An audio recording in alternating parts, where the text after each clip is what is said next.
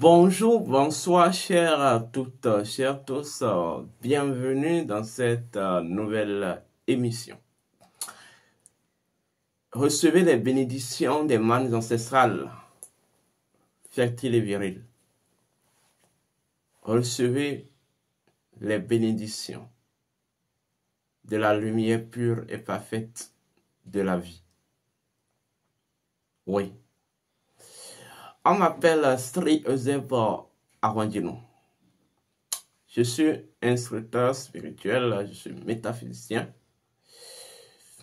Je suis dignitaire de culte et de traditions ancestrales. Oui. Avant de commencer, je tiens à vous rappeler vos devoirs. Vos devoirs, c'est de liker la vidéo. Vos devoirs, c'est d'aimer la vidéo, de partager la vidéo. Et vos devoirs, c'est de vous abonner. Aujourd'hui, nous allons aborder une thématique. Les arts divinatoires, cycles et civilisation. Oui. Il me plaît d'en aborder aujourd'hui. Il me plaît de m'aventurer sur ce sentier épineux, mais ce sentier qui amène dans la maison du destin et dans la maison de la providence. Parce que lorsqu'on parle de la divination et des arts divinatoires,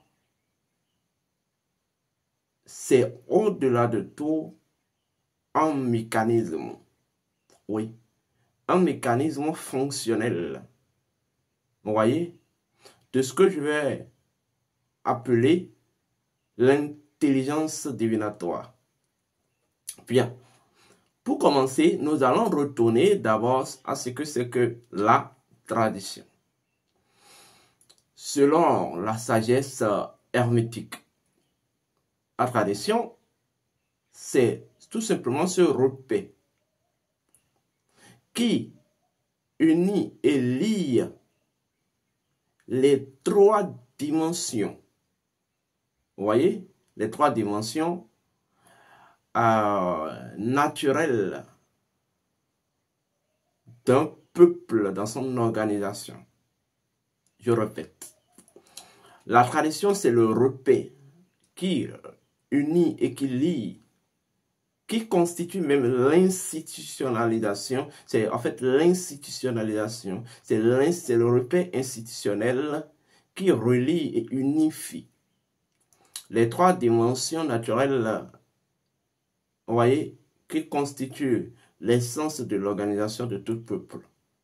Oui, j'ai coutume de vous dire le principe premier même d'un peuple. Un peuple est en réalité l'expression d'un courant d'énergie tellurique fusionné en fait à une fréquence d'énergie céleste.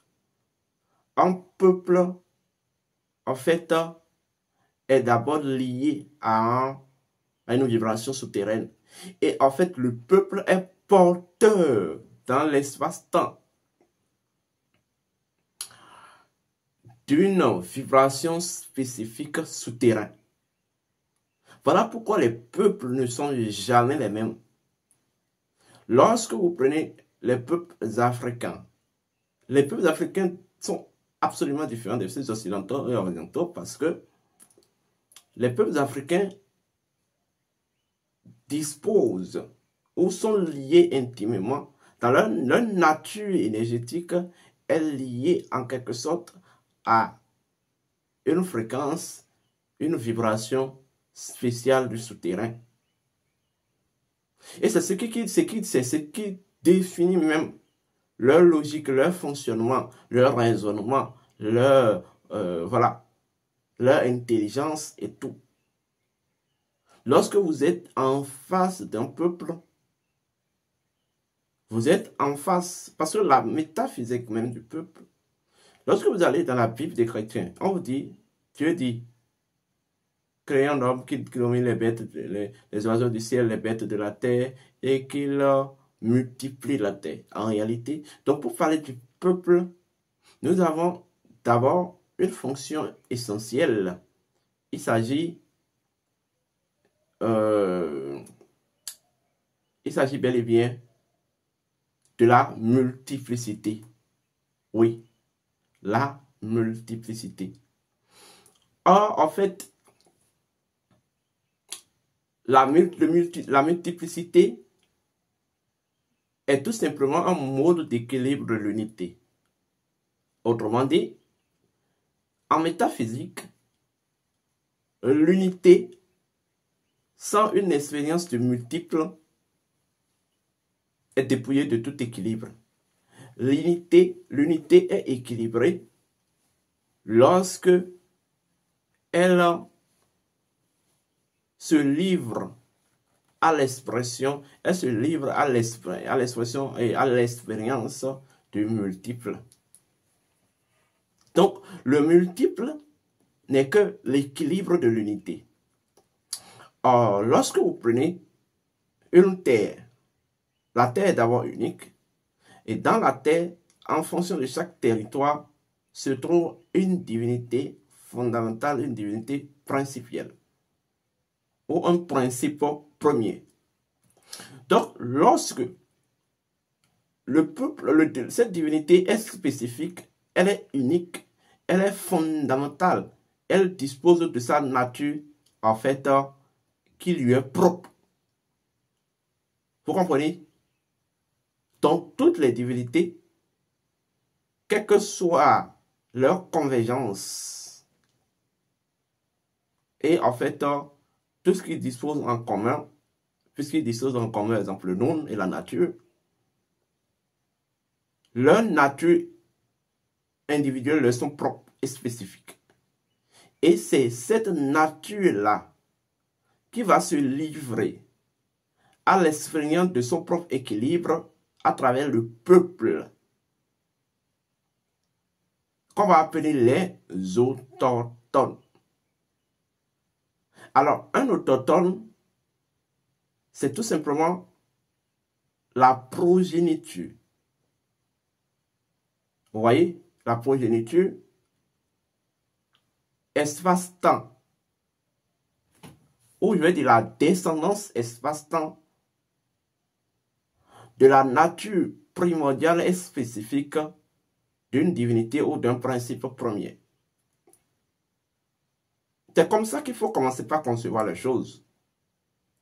Moi, je suis totalement contre la réalité selon laquelle il faut prendre les divinités comme des instances dogmatiques à adorer, et on limite ça au quotidien humain. Non, les divinités sont au-delà de ça. C'est des principes de la nature qui peut même étudier, qui peut être étudié dans la spiritualité, qui sont utilisés dans la spiritualité et qui peut être aussi utilisés dans la science. Oui. Maintenant, lorsque on parle de la tradition est composée de 3 aspects ou 3 dimensions. L'Afrique, d'abord, n'a jamais connu la religion. L'Afrique connaît les traditions. La tradition est composée de la spiritualité ancestrale, des arts ancestrales et des sciences ancestrales. Et en fait, la spiritualité ancestrale explique ou ressort, explique le lien relationnel et en fait l'intelligence. La spiritualité ancestrale, c'est tout simplement les connaissances associées à l'intelligence naturelle et en fait à son fonctionnement par les principes et lois, ou à son fonctionnement par la compréhension de ces principes de loi. Donc la spiritualité ancestrale est un mécanisme de fusion. C'est-à-dire, cela ressort la relation, vous voyez, identitaire entre l'homme son environnement et la nature. Ça veut dire quoi? La spiritualité ancestrale, elle est d'abord essentiellement basée sur la nature. Maintenant, je vais essayer de... Et c'est là, en fait, la divination aura tout son sens. Vous savez, d'abord, comme je vous l'ai dit, en Afrique, nous ne connaissons pas la religion. Parce qu'en réalité, la tradition, elle est d'abord sanguine. La tradition est une institution du sang. Comment c'est une institution du sang? La tradition, en fait, je vais dire, oui, c'est l'institutionnalisation des 3 facteurs essentiels qui composent même la nature du sang. Oui, du sang universel et de chaque lié du sang. Donc, votre tradition, elle est dans votre sang. Le sang est composé de la spiritualité du sang, et de l'art du sang et de la science du sang. Et la tradition est alors, en fait, la mise en commun de toutes ces facultés, de toutes ces facettes de façon institutionnalisée. Voilà pourquoi vous ne pouvez pas absolument vous déconnecter de votre tradition. Votre tradition se trouve dans votre sang. Mais par contre, une religion, c'est tout simplement un mécanisme de liaison à une énergie simple. Une énergie dont on peut se déconnecter. Mais dans la tradition, par contre, l'homme n'est pas au-delà de son sang. L'homme est dans son sang. L'homme s'immerge de sa lignée du sang. Comme son lignée du sang qui s'immerge du sang de la nature. Donc la tradition est en fait au cœur même du sang. Donc l'homme s'immerge de son sang par sa tradition, dans son sang. Est-ce qu'on me voit? Voilà pourquoi vous ne pouvez pas vous développer au-delà de votre sang, donc au-delà de votre tradition. La tradition, elle est obligatoire, elle est importante. J'espère que vous me comprenez, j'espère que vous me voyez. Oui. Lorsque vous prenez, ça veut dire quoi? Lorsque nous prenons la tradition, la première dimension qui est la dimension de la spiritualité ancestrale, quand je parle de la spiritualité ancestrale, il s'agit de la spiritualité originale et authentique. Voilà pourquoi on appelle de l'ancestral, parce que je vous ai dit, le principe de l'ancestralité, c'est l'originalité et l'authenticité. Et même, en fait, comment c'est l'originalité sur l'authenticité, comment c'est l'ancestralité. Vous comprenez? Donc, comment c'est cette énergie spirituelle qui apporte à toutes les autres divinités l'originalité et l'authenticité. Or, sachant que toutes les divinités sont liées au monde et sont dans la nature, et sont au cœur de la nature profonde du monde, et que la nature profonde du monde est originale et authentique. Donc, toutes les divinités, en fait, dans leur configuration intérieure, se trouvent Kama. Oui, jusque-là, vous me comprenez. Alors, une divinité est un principe de la nature. Un principe dont l'intelligence, un principe qui dispose d'une intelligence. Et cette intelligence peut être connue, étudiée. Et en fait, peut être utilisée pour relationner avec la nature. Ceci a été, en fait, la démarche des ancêtres en innovant ce que je vais appeler l'animisme. C'est ce qu'on va appeler plus tard le quantisme ou le champ quantique ou la science quantique. Lorsque vous prenez une pierre, la pierre dispose de son principe premier et de par son principe premier dispose d'une intelligence.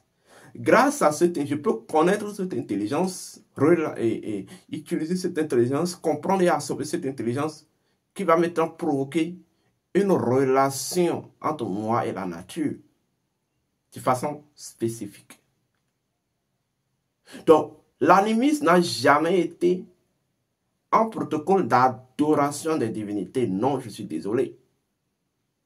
Et lorsque vous prenez la divinité en tant que principe premier disposant d'une intelligence, toute intelligence a droit au fonctionnement, a droit en fait au dynamisme. Alors, les arts divinatoires ne sont que des mécanismes, vous voyez, qui établit le dynamisme de l'intelligence ou des principes premiers et de leur intelligence. Les arts divinatoires sont en quelque sorte le langage opérationnel intrinsèque d'une divinité, d'un principe premier et de son intelligence. Vous ne pouvez pas communiquer avec une divinité parce que c'est en communiant et en communiquant avec une divinité que vous pouvez véritablement découvrir son intelligence et absorber la quintessence. Donc, les arts divinatoires ne sont pas uniquement innovés dans le sens de se poser des questions, comment sera mon existence, mais ce sont des mécanismes que dispose chaque divinité et qui permet à toute énergie, toute personne qui veut interagir avec cette divinité de découvrir, communier et communiquer avec cette divinité en absorbant la quintessence de son intelligence. Et c'est en absorbant la quintessence de son intelligence que l'individu maintenant peut en fait restituer cela à travers la science. Et ça, si vous me comprenez. Donc, il ne peut pas avoir opérationnalisation de la spiritualité ancestrale et même opérationnalisation de la science ancestrale au-delà des arts divinatoires. Les arts divinatoires, c'est un langage de la nature. C'est un langage de la nature. C'est le langage des principes de la nature.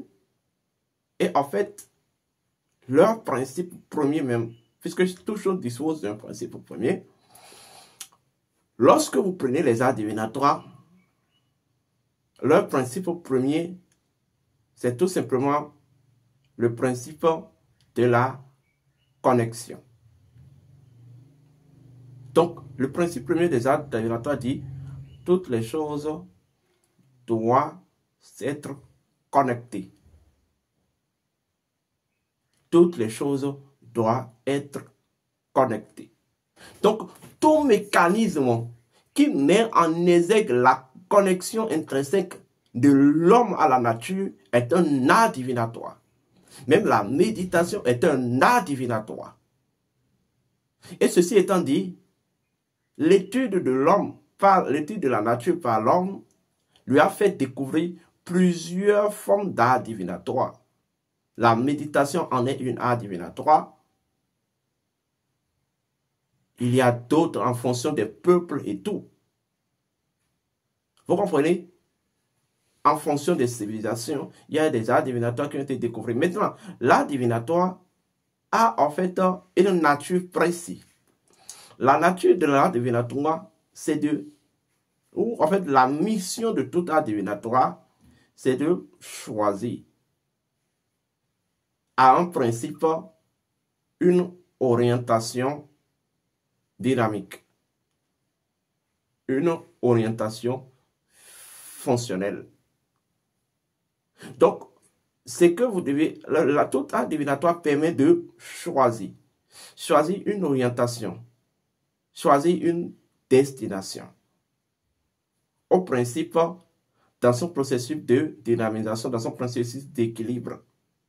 Donc, je prends l'exemple, lorsque on vous dit, vous allez prendre le Fa ou vous allez vous initier au Fa, c'est que ça signifie tout simplement que vous allez, en tant que principe, puisque vous êtes un être, vous êtes un humain, en tant qu'humain, vous êtes une divinité, en tant que principe, vous allez en fait solliciter l'oracle afin de disposer d'une orientation par laquelle vous pouvez accomplir votre équilibre. L'art divinatoire est le mécanisme par lequel les principes parviennent à leur plein équilibre. Mais les arts divinatoires permettent en même temps de créer. Oui, créer. D'abord, ce qui est commun à toutes les intelligences ou des principes ou l'intelligence des principes, c'est leur aspiration à la création. Et quand on parle de la création, il s'agit d'émanation. Et en fait, ce qui permet à la transcendance et à l'illumination d'être entière, c'est l'émanation, c'est la création. Vous voyez? Donc la créativité relève même de la nature du principe ou d'un principe ou d'une divinité. Quand on parle de la création, il s'agit de l'émanation. Je donne un exemple. Un exemple très simple, banal et isolé. Les gens disent que quand on prend la divinité Hepioso, que le dieu de la foudre, le dieu tonnerre, que les gens vont appeler Chango, et que d'autres vont appeler la divinité Nout, on dit que c'est une divinité de protection. Bien. Ça veut dire quoi? La protection devient alors une fonction de création ou bien en fait devient en fait une propriété à la divinité Hepioso. Donc cette propriété, c'est ce que la divinité Hepioso a généré dans son intelligence. Donc c'est sa création. Alors, ce qui va permettre maintenant d'exploiter cette propriété connue à la divinité Hepioso, ça serait l'oracle ou les divinations. Donc, non seulement la divination permet aux divinités de générer leur propriété, c'est-à-dire ça les permet de générer leur propre mode de création, mais les arts divinatoires permettent aussi à l'homme de créer un mécanisme d'interaction entre lui et des fonctions ou des émanations ou des propriétés d'émanation ou de création d'une divinité ou d'un principe. Nous pouvons arriver à une conclusion d'abord.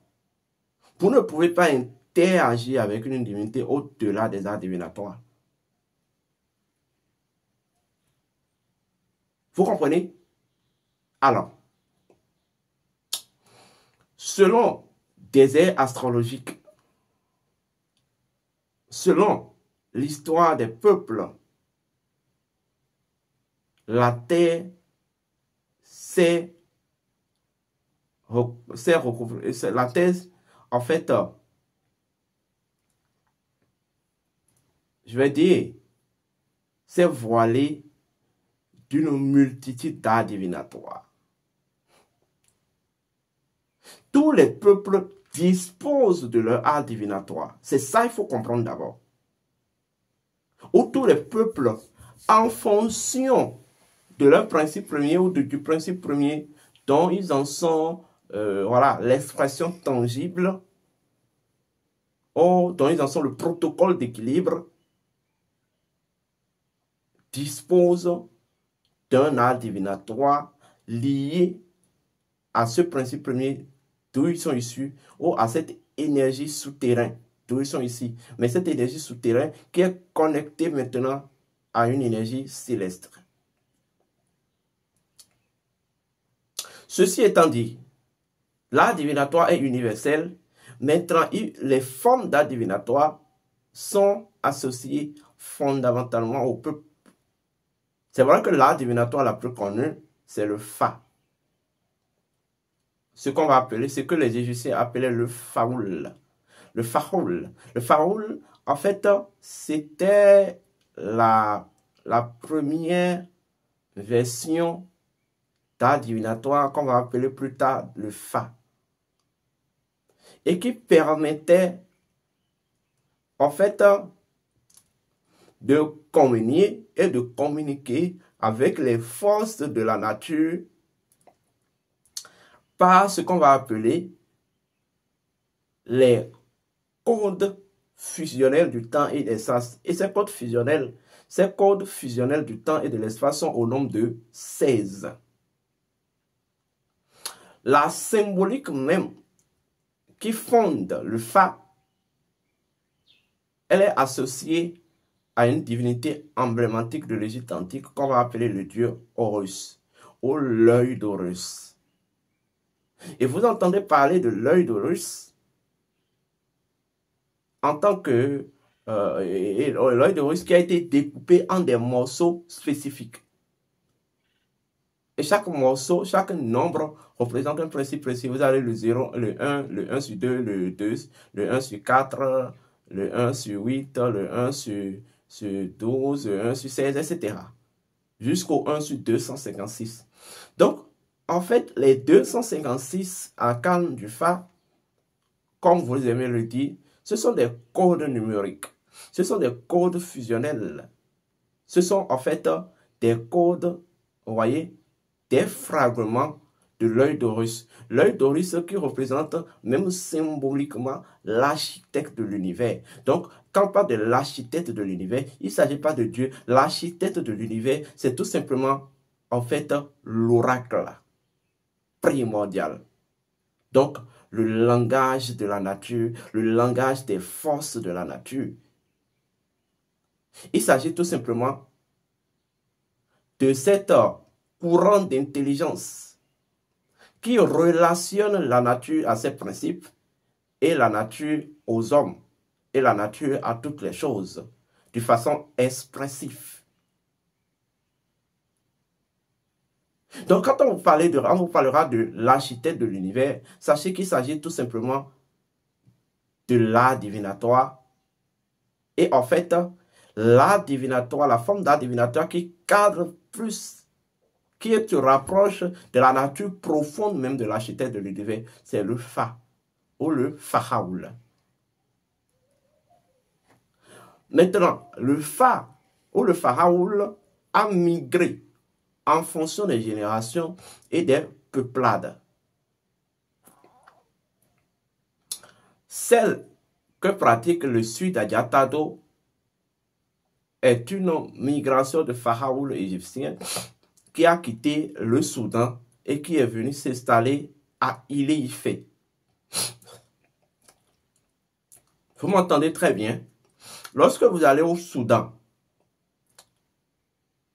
la divination Ifa au Soudan, en fait, qu'eux ils appellent carrément la chiromancie,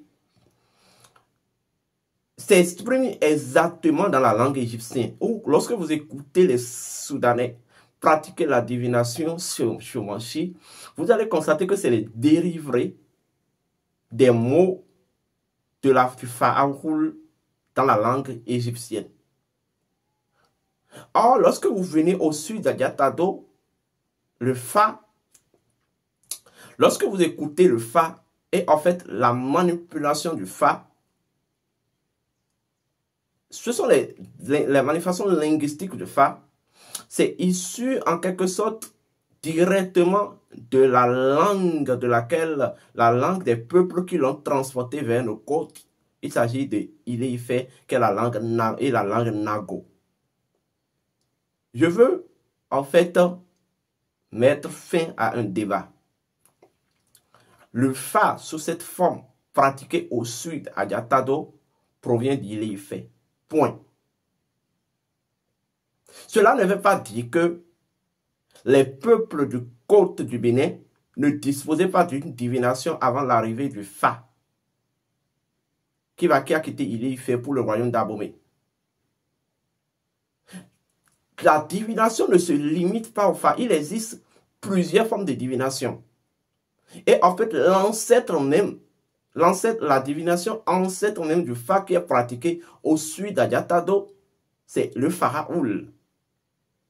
Depuis l'Égypte antique, à des cinquantaines de millions avant l'arrivée même du grand maître Jésus ou de Jésus le Christ ou de la tradition judéo-chrétienne.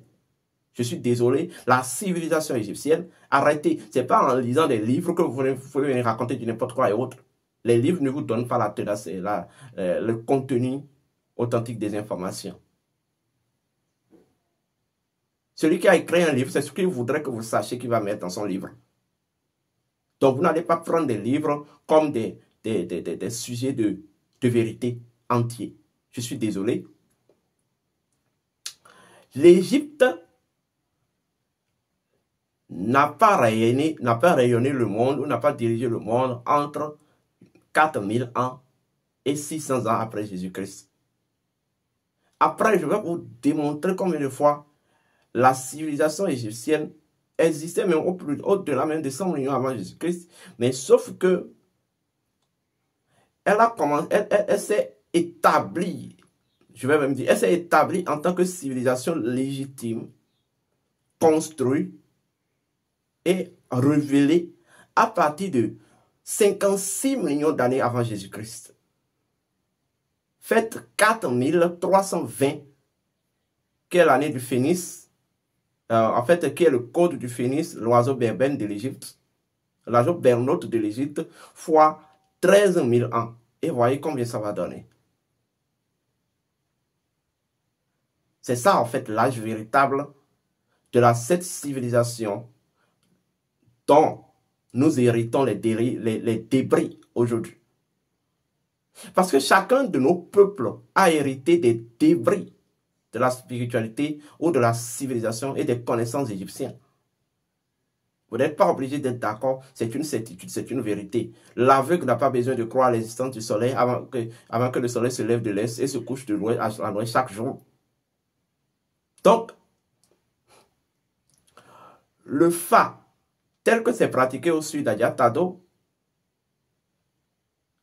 est issu exactement d'Ifa, qui vient d'Ile-Ife. Ifa qui va venir, qui va quitter l'Égypte et migrer au Soudan, connu sous le nom de Chiomanchi. Mais en Égypte, ça s'appelait en fait le Pharaoul. Et ce Pharaoul a continué vers les peuples orientaux. Et là, vous aurez le Yikin, vous aurez voilà, la mèche éterne, le Foubi, vous aurez le tarot des Bohémiens et plein d'autres. Mais c'est sa version, en fait, moderne, qui est en fait le Fa, que les peuples du sud d'Adiatado ont hérité de Ile-Ife. Sinon, si ce n'est pas ça, et en fait, le Fa ou le Pharaoul est basé sur deux codes. Le code Birnet et le code Opté. Le code Opté est lié au 8, énonçant la loi, énonçant le principe de Thoth qui dit tout ce qui est en bas est semblable à ce qui est en haut, et ce qui est en haut est semblable à ce qui est en bas pour réaliser le miracle de cette chose. En fait, ça signifie l'esprit et la matière, en fait, convergent.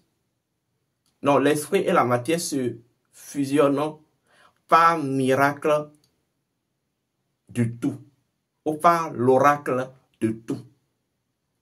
Je répète, l'esprit et la matière ont été toujours fusionnés ou se sont toujours fusionnés par oracle du tout ou par oracle du non. Donc, en fait, par la divination. Vous comprenez? Donc, voilà même pourquoi, lorsque le dieu Thoth, qui est en fait l'instigateur de ce principe, c'est ce que vous allez appeler plus tard le dieu Bokolegba ou Legba. Et voilà pourquoi tout le système de la divination Ifa ou en Fa, ou en fait Fa ou Pharaoul est basé sur le dieu Bokolegba, qui constitue même l'angulation. C'est vrai qu'il y a le Minona, mais je ne vais pas aborder le Minona. Et ça, si vous me comprenez, quand on veut affirmer les choses, il faut comprendre ce que vous voulez affirmer. Vous pouvez disposer d'une pratique, les pratiques d'un art divinatoire, sans en disposer véritablement les connaissances. Et beaucoup maîtrisent, de façon pratique, civilisationnelle et cyclique, l'art divinatoire Fa, mais ne disposent pas de la connaissance des principes premiers. On ne peut pas parler du Fa en tant que une forme d'art divinatoire pratiquée au sud d'Adiatado, tout en effaçant les mains d'Ile-Ife. De la même manière que Ile-Ife, sous en fait la lumière de Rumila Bubligou, qui avait existé à 614 ans avant l'arrivée de Jésus, on ne peut pas en parler tout en enlevant la chiromancie connue par les Soudanais, etc., etc. Donc, l'art divinatoire, c'est tout simplement un mécanisme de verticalisation des énergies. De tout doit fusionner vers un point précis, l'unité. Donc la diversité ne contredit pas l'unité. Mais avant le Fa, avant l'arrivée du Fa au sud d'Adiatado, il connaissait d'autres formes d'art divinatoire. Est-ce que vous connaissez l'art divinatoire qu'on appelle l'hydromancie? La divination par les eaux. Ceci préexistait même au Fa. Et qui se pratiquait, mais pratiqué par les peuples du sud de Diatado. Il y a une autre divination qu'on appelle la divination des noix sacrées. Et ça, c'est on utilisait des colis, non, des colas, toutes les formes de colas qui sont subdivisées. Quand c'est divisé en 4 ça symbolique, tout ça, ça a forcément une relation avec l'œil d'Horus. Parce que vous allez constater que même dans la divination des noix sacrées, il y a un ordre précis qui est suivi. Soit c'est divisé en 2 pour travailler, soit c'est divisé en 4, soit c'est divisé même en 8. Il y a même des noix qui sont divisées en 16. Donc ce n'est pas le Fa qui est venu, votre Fa qui est venu innover ça. Les anciens connaissaient déjà de telles technologies, mais pas sous la forme du Fa. Le Fa est venu plus tard, au sud d'Adiatado. Est-ce que vous connaissez l'art divinatoire des ossements? Oui. La lecture par les squelettes. La lecture de l'invisible par les squelettes. Ceci est une science qui se pratiquait par les Roli. Le peuple Roli, quand vous quittez Ketou et vous remontez même vers Kaboa et tout, avant même l'arrivée du Fa. Est-ce que vous connaissez cette divination emblématique qu'on appelle la lecture du miroir? La lecture du miroir. Les peuples sud d'Adiatado avaient aussi de telles connaissances avant que le Fa vienne. Est-ce que vous connaissez ce qu'on appelle la divination par l'infrarouge? Je ne peux pas vous dire ce que c'est. Mais sachez que la première divination qui a existé après le Faroul, c'était cette divination-là où les gens prenaient, quand vous voulez faire la consultation, vous amenez une partie de votre matière fécale sur, je m'excuse beaucoup, sur un brandy de balai qui représente un principe précis et on positionne en réalité ça, en fait, dans un dispositif, vous voyez, d'assemblage de sabres en 3 tas, 6 tas ou 9 tas. Et des symboles qui vont ressortir de ça, c'est avec ces symboles qu'on faisait des consultations. Même ceci existait même avant l'arrivée du Fa, au sud d'Adiatado. Et ça, si vous me comprenez. Donc, si on parle d'art divinatoire, ce n'est pas que le Fa qui est l'art divinatoire. Le Fa est un art divinatoire parmi d'autres arts divinatoires. Mais le Fa tel que ça se pratique au sud d'Adiatado a été hérité d'Ifa, d'Ili-Ifé. Vous comprenez? Et je peux vous affirmer haut et fort que l'art divinatoire, la forme d'art divinatoire la plus structurée, vous voyez, ordonnée, c'est l'Ifa. Sinon, mais quand vous dites que, voilà, et le Fa ne vient pas de Nango, et que c'est des histoires, mais pourquoi, dans votre Fa même, vous utilisez le Okpele? Pourquoi vous n'avez jamais inventé votre mot? Vous allez dire que ça s'appelle Akple. Mais Akple ne veut rien dire, c'est Okpele qu'on dit. Ce sont les dérives de Nango. Mais pourquoi, dans les configurations des arcanes du Fa, il y a forcément le code Birnet? C'est-à-dire, quand vous voyez, il y a forcément les arcanes se configurent en fonction du code Birnet. Voilà, c'est là qu'il y a P, Medi, Yeku, Medi. C'est-à-dire, les pictogrammes, il y a forcément des pictogrammes qui en constituent le fondement. Et les pictogrammes sont au nombre de 16.